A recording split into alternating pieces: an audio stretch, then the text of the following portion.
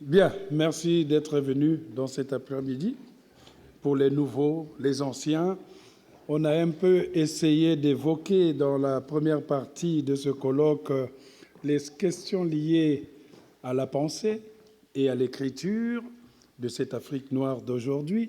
On a eu plusieurs tendances, plusieurs définitions, peut-être même plusieurs lectures de l'écriture, de l'économie, de la philosophie, de la condition même de la femme en Occident, voire même de la découverte ou de la redécouverte de certaines généalogies étonnantes.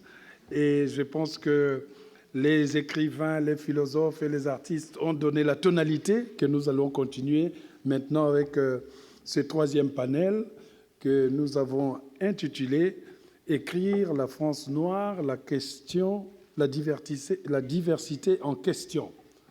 Alors, je n'avais pas trouvé meilleure introduction que de reprendre ce que nous avons dit dans un grand ouvrage coordonné par Pascal Blanchard qu'on avait intitulé « La France noire », qui est un des livres qui avait fait date aussi à la matière et qui reste une sorte de Bible aussi sur la question, puisque les contributeurs nombreux, certains sont ici, ont donné à ce livre un caractère incontournable.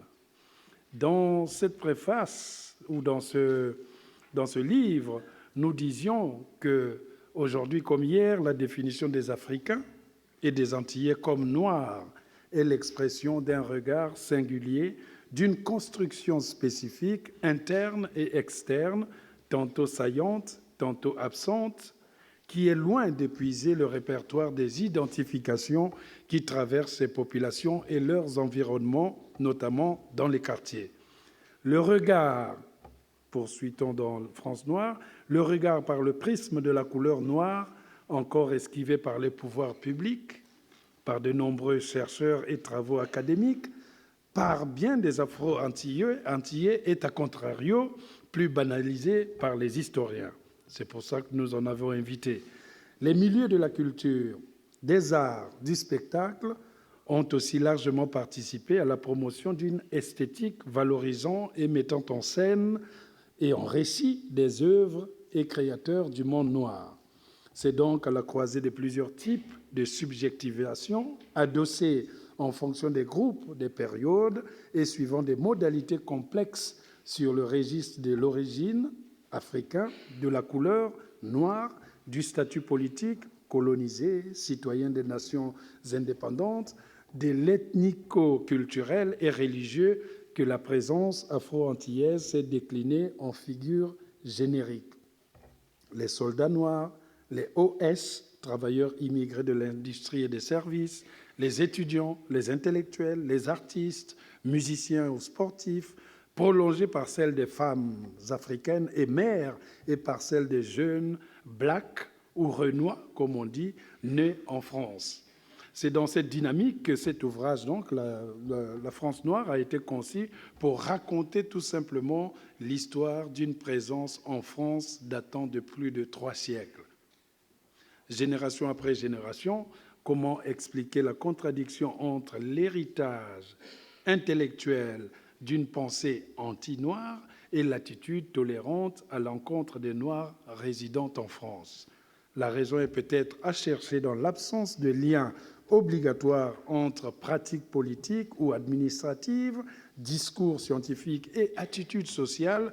C'est cela que raconte justement cette longue histoire de Noirs de France, ainsi que les effets de cette contradiction sur la construction des identités noires, en quête de place dans la société française. Comment les Noirs en France voient et pensent la France à cette époque? Quelle stratégie intellectuelle, politique, artistique et culturelle adoptent-ils au cours de ces années en fonction de leur pays d'origine, des époques, de leurs identités chromatiques ou de leur domaine d'activité, parfois élus, militants politiques, artistes, sportifs, etc., sont autant de questions qui étaient posées dans ce livre-là, mais qui reviendront ici puisque j'ai la chance, le bonheur d'avoir réussi à les rassembler ici. Donc Pascal Blanchard, Rokhaya Diallo, Pape Ndiaye et François Durper. Je commencerai évidemment par Pascal Blanchard, parce que la question qu'avait soulevée, par exemple, tout à l'heure, Gauze, semble très intéressante, la question historique. C'est pour ça que je trouve que la présentation qu'il va faire sur la France noire au regard de l'histoire de France est importante. Pascal Blanchard, bon, il est là, c'est un historien-chercheur au laboratoire Communication et Politique, Université Paris-Dauphine, auteur, réalisateur, commissaire d'exposition. Il a fait notamment au musée du Quai Branly en 2012, exhibition, l'invention du sauvage. Il est un des spécialistes français de la question coloniale, postcoloniale aussi, de l'histoire des diasporas en France et des OIMA. Parmi les principaux ouvrages qu'il a publiés, on peut notamment signaler, en langue française, puisqu'il y a des traductions, Culture coloniale en France, en 2008, La République coloniale, en 2006, La fracture coloniale, en 2005, qui a inspiré beaucoup de présidents, De l'indigène à l'immigré, en 2008, La France noire, que j'avais eu le privilège de préfacer, en 2011, avec en 2012 les 3 films qu'il a pu aussi réaliser, Noir de France qui est passé sur France 5, et il est l'auteur, avec Rachid Boucharef, des séries télévisées, notamment Frères d'armes, 2014, et Champion de France, 2015, diffusé sur les chaînes de France Télévisions. Il vient de publier Le Grand Repli, en octobre 2015, et Vers la guerre des identités, qui n'est pas encore sorti. Ah tiens, il est là, voilà, il est pratique, voilà. Vers la guerre des identités, qui est tout chaud, qui vient de sortir. Son intervention, donc, aujourd'hui, s'intitule « La France noire au regard de l'histoire », Pascal Blanchard.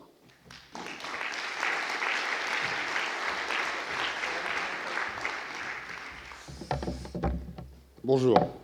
D'abord, c'est un grand plaisir d'être ici, et parce que c'est un grand moment d'histoire. Et quand on écrit l'histoire de la France noire, si on doit un jour faire une réédition, ce moment sera parmi les moments de l'histoire de la France noire.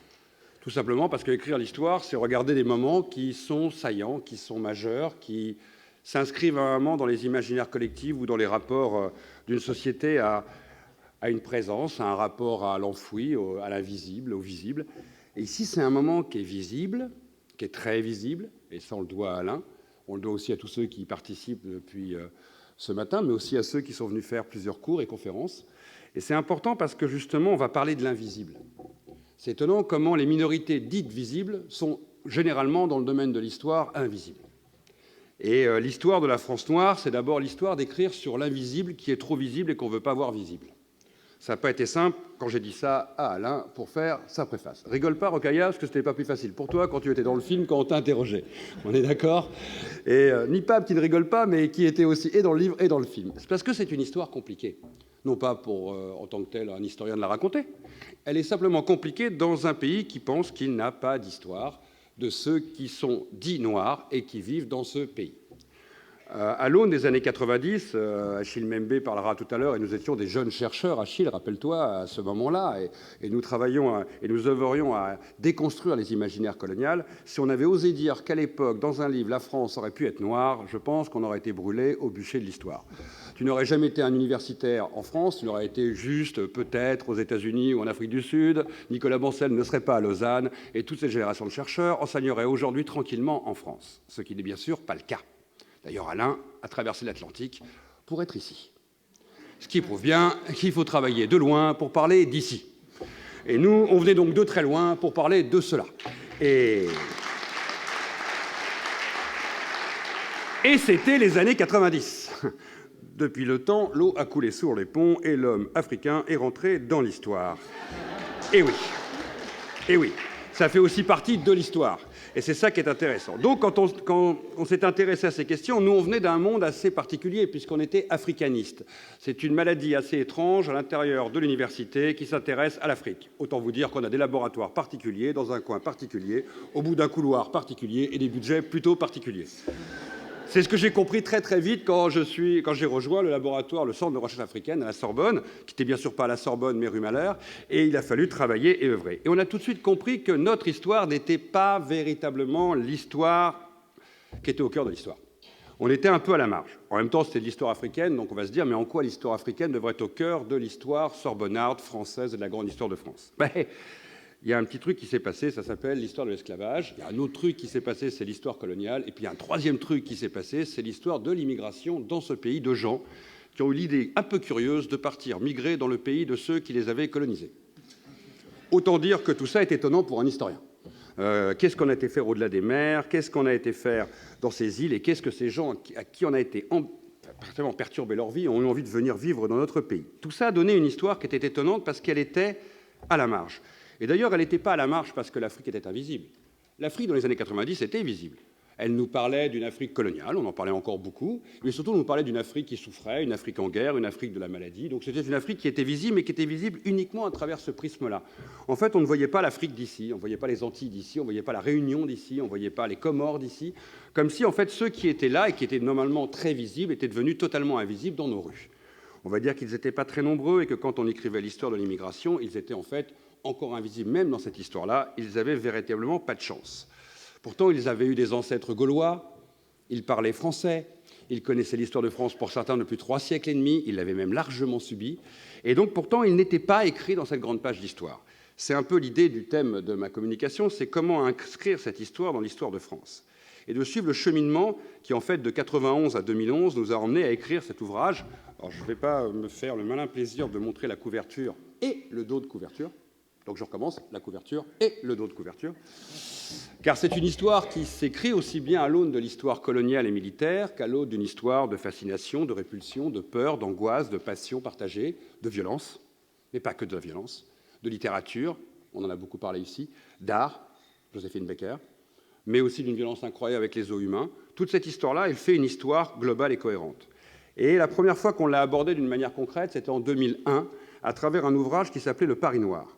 Je me rappellerai toujours cet éditeur, pourtant très courageux au final, qui s'appelait Azan, quand on a prononcé cette phrase assez étonnante avec Éric Dereau et Gilles Manceron, « On veut faire un beau livre sur l'immigration des Noirs en France ».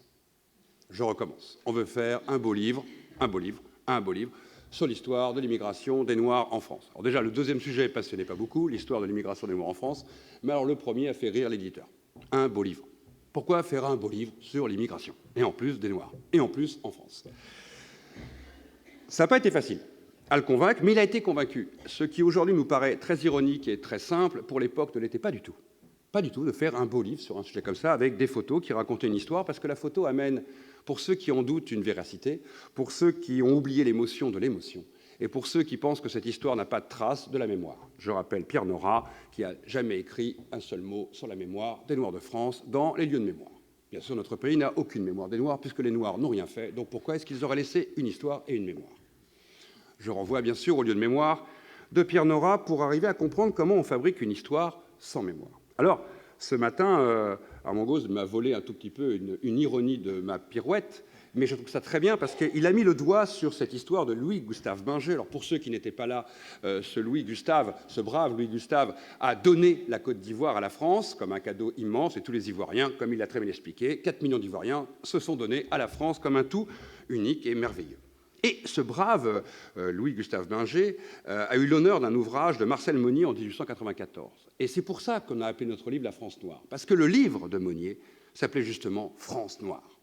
Et que ce livre niait justement que les Noirs soient entrés dans l'histoire. Et l'ironie de notre titre, qui était le même, quelques années plus tard, était d'expliquer qu'ils étaient peut-être au moins rentrés dans l'histoire de France. Et c'était ça qui était intéressant à travers cette pirouette en choisissant ce titre, à la fois provoquant pour certains. Je me rappelle quelques émissions de télévision où rien que le titre, avant même d'ouvrir l'ouvrage, faisait scandale. Ça me rappelle avec Françoise Vergès qu'on avait fait La République coloniale, où certains, rien que le titre, les faisait quasi vomir de savoir ce qu'il pouvait y avoir dedans. Ils ne l'avaient pas lu, mais ils avaient déjà plein de points de vue dessus. Alors là, la France noire, je ne vous en parle pas. Nadine Morano se retourne encore dans sa tombe. Sur quoi elle n'a pas dû la lire. Je suis à peu près tranquille là-dessus, ça m'étonnerait que Nadine Morano se soit arrêtée sur la France noire. Même pas le titre, à mon avis. Je pense qu'elle n'a pas compris, elle a dû croire que c'était une faute de frappe. Et c'est ça qui est intéressant, c'est que c'est d'abord une histoire, alors qu'elle dure depuis 4 siècles, qui est de l'ordre de l'invisible. Et la rendre visible à travers des images était essentiel. D'abord dans un beau livre, avec les meilleurs chercheurs. Car cette histoire est écrite. Les chercheurs avant nous ont fait tout le travail. Il existe depuis 30 ou 40 ans des travaux excellents sur ces présences migratoires, qu'elles viennent des Antilles, de la Réunion, de Guyane, mais aussi les présences des Afro-Américains en France, de tous les pays d'Afrique, de Madagascar, de l'ensemble des îles qui bordent, qui frôlent, qui touchent cet empire colonial, parce que la France n'a pas été qu'un creuset pour ceux de l'empire colonial. Les Haïtiens sont venus en France, mais aussi des populations afro-américaines, cubaines, parce que la France est un pays particulier. Certains disaient que c'était la deuxième nation des Noirs, le deuxième pays des Noirs. C'est le seul pays où on a cette idée un peu folle, le jour de l'ouverture de l'exposition coloniale, de faire jouer un homme noir dans l'équipe nationale de football. Alors on est à un mois de l'ouverture de l'Euro 2016, et je pense qu'il n'y aura aucune commémoration dans cet Euro pour ce joueur qui s'appelait Raoul Diagne, et Raoul Diagne n'était ni plus ni moins que le petit-fils de Blaise Diagne. Cette histoire, elle nous dit quoi? Elle nous dit que ce pays, il est particulier. Il est particulier parce que son histoire, à l'aune de ses présences noires, est quasi unique.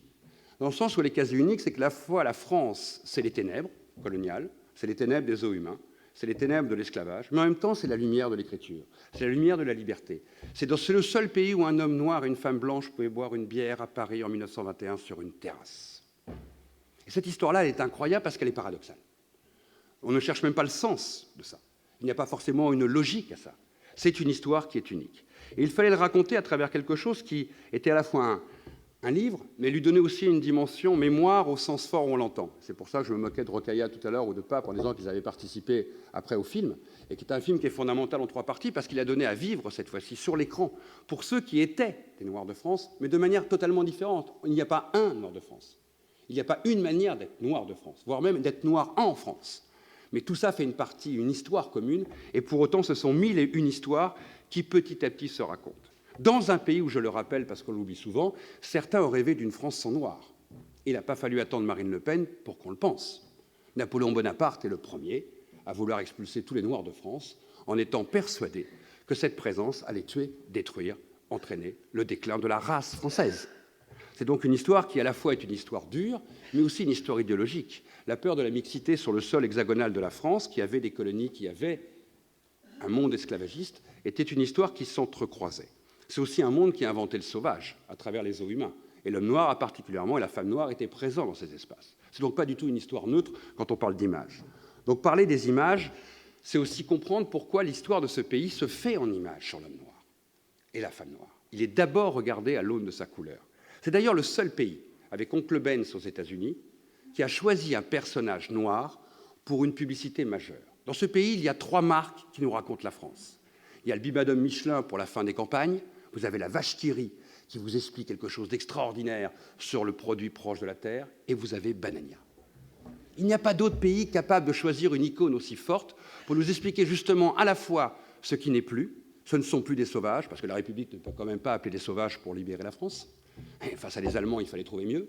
Et en même temps, ils sont encore les grands enfants de la République. C'est le seul pays au monde capable d'inventer une image pareille qui, encore, est aujourd'hui dans nos petits déjeuners le matin. Et elle a été créée en plein Première Guerre mondiale. C'est donc cette histoire en images qu'il fallait raconter. C'est à la fois aussi l'histoire d'une culture incroyable. Je suis toujours provoquant en disant que la négritude ne serait peut-être pas née si quelques Antillais, quelques Guyanais et quelques Africains ne s'étaient pas croisés par hasard à Paris. C'est à Paris que ça naît. Jamais peut-être la culture noire avec le choc que provoque Joséphine Baker n'aurait eu lieu si Paris n'avait pas été Paris. Jamais le cinéma noir n'aurait été ce qu'il a été si Amine Belglia n'aurait pas joué ses 114 films en France. Amine Belglia n'a pas commencé dans les années 90 avec Black Micmac, mais sur la scène de l'Odéon dans les années 20. C'est le seul pays au monde qui permet à un cycliste, Major Taylor, de devenir champion du monde de vélo. C'est le seul pays qui permet à un boxeur comme Bakling Siki de mettre Carpentier à terre au 6e round, malgré la volonté de la mafia marseillaise, parce qu'il va devenir champion du monde. Il n'y en a pas d'autre. Et en même temps, cette histoire, ce paradoxe, il est incroyable parce que nous ne la connaissons pas, et ceux qui vivent aujourd'hui dans notre société ne la connaissent pas. Je moquais Nadine Morano tout à l'heure, qui ne connaissait pas cette histoire, ça j'en suis persuadé. Je moque beaucoup moins des gens comme Éric Zemmour, qui ne veulent pas entendre parler de cette histoire, et ces néo-réactionnaires qui aujourd'hui rêveraient que cette France reste blanche. Et pourquoi ça leur fait peur? Tout simplement parce qu'ils regardent nos rues, le métro, nos quartiers, nos télés, nos ministres, et ils découvrent que cette France, tout simplement, commence à être au regard, à l'aune de son histoire. Et c'est bien ça qui fait peur pour ceux qui dénoncent, qui stigmatisent. Parce que d'abord, ils ne connaissent pas cette histoire, ou du moins, quand ils la connaissent, ils en ont peur. Car l'histoire, à ce niveau-là, elle est révolutionnaire. Elle est révolutionnaire parce que la meilleure manière d'expliquer que la France n'est pas blanche, c'est pas de le dire, c'est de le prouver, c'est de le raconter, c'est de le montrer, c'est de le rabâcher. Et je peux vous dire que depuis quelques années, nous rabâchons largement cette question. Et c'est essentiel parce que c'est beaucoup plus complexe que l'on peut le croire. Les gens ne veulent pas simplement voir parce qu'ils ne savent pas. Ils ne veulent pas le voir parce que cette histoire, ils en ont peur. Ils ont peur pour eux-mêmes, peut-être. Ils ont peur pour leur identité. Nous sommes dans un temps, et si on vient d'écrire un livre qui s'appelle « Vers la guerre des identités », dans lequel, avec Dominique, justement, vous parlez, Dominique Thomas, de qu'est-ce qu'être noir aujourd'hui, la question noire en France, et que ces questions sont au cœur des enjeux identitaires du présent. Mais nous ne sommes en fin de compte que les héritiers d'une longue histoire. Nous sommes dans ce que certains expliquent ou appellent les éclaboussures impériales. Nous vivons aujourd'hui tout ce que nos aînés ont fabriqué, tout ce que nos aînés, d'une certaine manière, ont semé. Et ce n'est pas toujours facile à porter. Nous sommes dans un pays où, de toute évidence, nos stylos ne suffiront pas à changer les imaginaires. Ce ne sont pas non plus les films que Rokhaya, par exemple, peut faire comme moi, qui permettront de tout refaire, de tout changer, de modifier les imaginaires. Il n'y a aucun lieu d'histoire dans ce pays où, en emmenant nos enfants, on peut raconter cette histoire. Aucun. Parce que cette histoire, dans le pays où il y a 12 744 musées, je le rappelle, en comptant les musées d'entreprise, qui sont aussi des musées, où il y a 27 musées du sabot, je la raconte depuis 20 ans, cette histoire, et je continuerai à la raconter jusqu'au jour où un ministre sera éclairé par la lumière du ciel et qui comprendra que c'est un peu paradoxal. Dans ce pays, au musée où les touristes, 80 millions de touristes rentrent dans nos musées tous les ans, il n'y a aucun musée d'histoire coloniale, aucun musée qui raconte cette diversité, aucun musée qui raconte cette France noire. Si vous voulez raconter à vos enfants, il va falloir aller prendre des livres, venir voir des petites expos comme celle qui est ici, et je remercie Alain de l'avoir accueillie ici. Elle fait, depuis 4 ans maintenant, le tour de France, le tour des Outre-mer, elle va en Afrique, elle va partout. Il faut gratter une histoire que personne ne veut entendre dans nos élites. Je pense que ni Alain, ni Rokhaya, ni Pape, aucun ici, ni François, ne verront certainement un jour un président de la République couper un ruban de ce type de musée. Nous serons en retraite, messieurs, dames. Nous serons certainement en retraite quand ça arrivera. Nous le verrons peut-être de notre retraite lointaine, je ne sais pas où nous serons tous en retraite.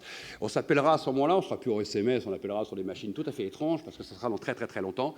Et un président de la République inaugurera un musée en disant « Ceci est un musée d'histoire de France ». Pourquoi ? Parce que c'est ça la difficulté que nous ont quelque part légué ce passé colonial. Il ne s'est pas passé que là-bas. Ce n'est pas que là-bas le passé colonial, c'était ici. Et cette difficulté de penser que nous sommes, par les hasards de l'histoire, personne n'a jamais imaginé que notre société serait métissée. Personne n'a imaginé au XIXe siècle que ces migrations auraient lieu. Personne n'a imaginé un jour que Alain Mabanckou serait au Collège de France. Ça leur aurait fait peur. Personne n'a imaginé tout ça. Personne. Donc personne n'a imaginé qu'il fallait raconter cette histoire à nos enfants, leur expliquer pourquoi Alain Mabanckou, qui traverse l'Atlantique et qui avant a un peu voyagé pour venir jusqu'ici, va raconter la France. Parce qu'il nous parle de la France. Parce que dans France Noire, il y a aussi France. Il parle de ce pays. Il parle de son histoire, de sa culture, des fois de ses problèmes identitaires. Comme tous les autres pays, rassurons-nous, c'est pas mieux au Japon quand on parle d'histoire coloniale. C'est pas mieux en Angleterre ou en Allemagne de parler de ces questions. Mais dans ce pays, et là j'oublie les autres, on a un vrai problème à raconter cette histoire. Et vous voyez que l'histoire est révolutionnaire. Aucun président de la République, aucun ministre n'imagine même aujourd'hui lancer un tel projet dans son quinquennat, septennat et tout ce que vous voulez. Pourquoi ? Parce que parler de ce sujet-là, c'est parler peut-être enfin de la France qui ressemble à la France aujourd'hui, tout simplement héritière d'une histoire qu'aucun ici n'a faite, dont aucun ici n'a bâti le moindre moment, et pourtant nous en sommes tous les héritiers. C'est ça qui est peut-être le plus difficile, et c'est pour ça que l'histoire est révolutionnaire. Et c'est pour ça que faire un beau livre sur la France noire, c'est révolutionnaire, parce que ça permet de faire ce qu'un jour un jeune garçon qui devait avoir 25 ans, dans un festival que tu connais bien, Alain, qui s'appelle Étonnant Voyageur, est venu me voir en me disant « Est-ce que vous pouvez me faire une dédicace pour ma belle-mère ?» Ça va énormément simplifier mes repas du dimanche. Merci à vous.